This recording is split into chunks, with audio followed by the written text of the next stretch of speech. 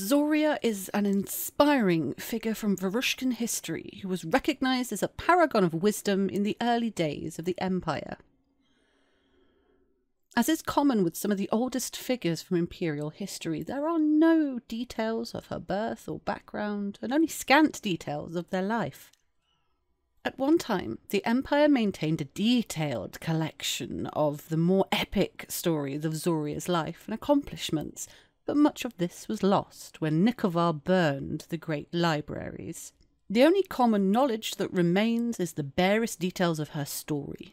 According to this, she was old when the Ushka was still a young people.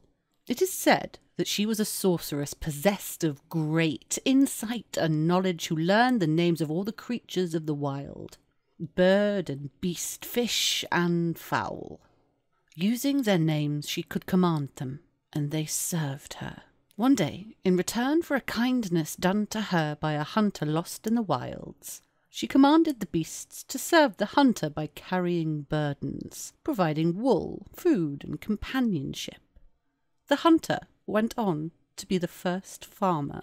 Despite what little remains, Zoria endures as a popular figure in Varushka, where she is something of a patron figure for many wise ones.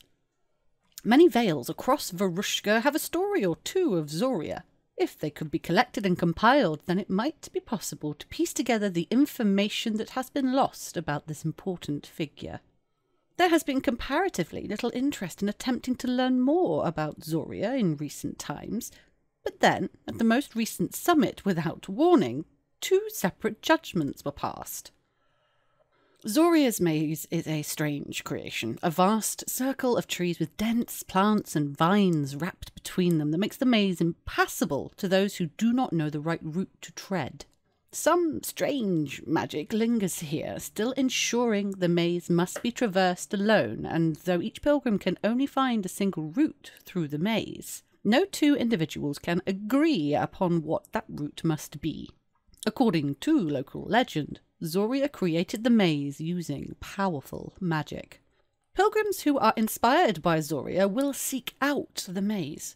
It is considered to be one of her legacies, a test of wisdom for those confident enough to try it.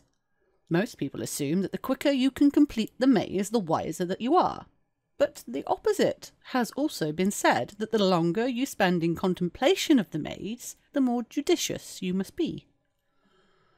The maze is located in the Vale of Niezjezdo in Mirkarova. Starak Sied knows the location well, for he was once entrusted with the care of the site, but he passed on the responsibility to another when he and his family departed Varushka for Dawn.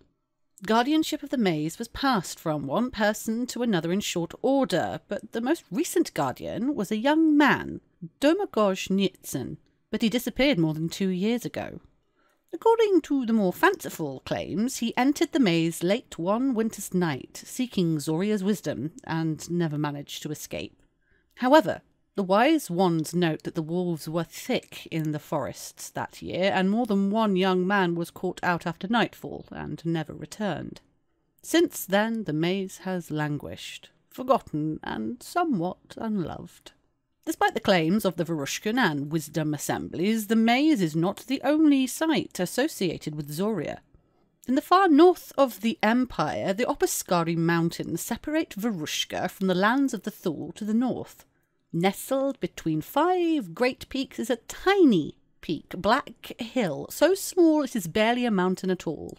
Some say it is black because of the rock of which the hill is made. Others, that it is dark because the surrounding mountains are so high that the sun can never fall on Black Hill.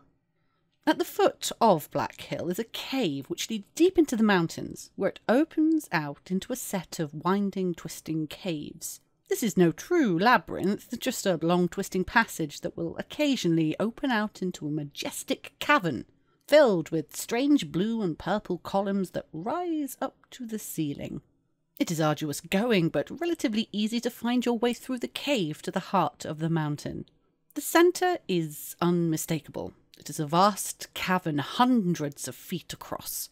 Here the stalagmites have grown so thick and twisted that the passage between is difficult, and the traveller must pick their way with care, lest they are forced to turn back and find another route.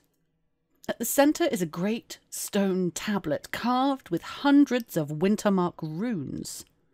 According to the locals, the cave was once the final resting place of either Zoria or her belongings.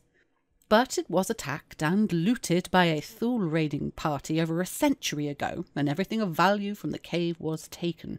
In truth, nobody alive remembers exactly what was supposed to be kept here, and nobody's ever been in a position to ask the Thule what they took. If Zoria ever had an inspirational tomb, no one alive knows where it lies. There are no records of such a tomb, and it's questionable if anyone could really claim to know where Zoria lies. She likely lived more than 1,000 years ago, so it's doubtful that anyone can be certain of what became of her.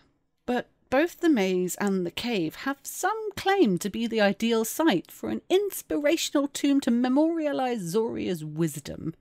Either could be consecrated with true liao if a dose could be obtained, and that would almost certainly ensure a new generation of pilgrims that would come to bear witness to the paragon's wisdom. Perhaps a more realistic prospect is that a large shrine might be built to house what knowledge the Empire has left of Zoria's teachings. 20 wains of white granite and 5 thrones would allow the creation of a well-appointed building that would serve the purpose well. The Empire would need to appoint a guardian to look after the shrine, but they would receive an additional 9 liao and 18 votes in the Imperial Synod to account for the visiting pilgrims. The Constitutional Court suggests that the title could either be appointed annually or with tenure, and that the ideal electors would be either the Varushkan National Assembly or the Assembly of Wisdom. Both assemblies have some claim to Zoria's legacy. If such a shrine were built, it would help to renew interest in Zoria across Varushka and the Empire. If the Senate chose to make the guardian of Zoria's shrine responsible for collecting tales about the paragon, then accounts and stories of her life could be collected from visitors to the shrine. Eventually those stories could be compiled and published, so that everyone across the Empire could know and remember Zoria better. Although either site could serve as an inspirational tomb, the maze of Zoria is slightly better suited to the task. The structure has a small chapel nearby that was only recently expanded, barely 5 years ago.